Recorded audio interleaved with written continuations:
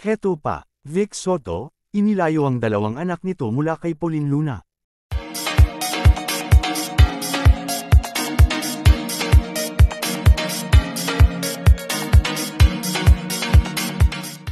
Matapos ang insidente ng pagsugod ni Pauline Luna kay Maine Mendoza, nagdesisyon si Vic Soto na ilayo ang kanilang anak na si Tali at ang bagong silang na sanggol mula kay Pauline.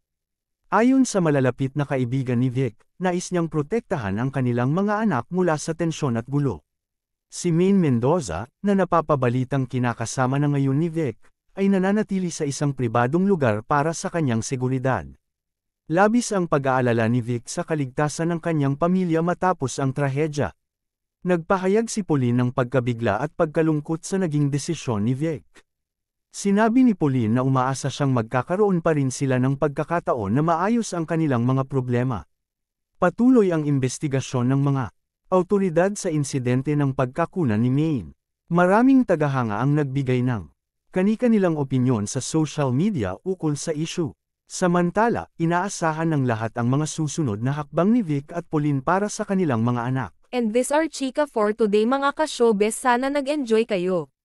Don't forget to like, share, subscribe and click the notification bell for more updates.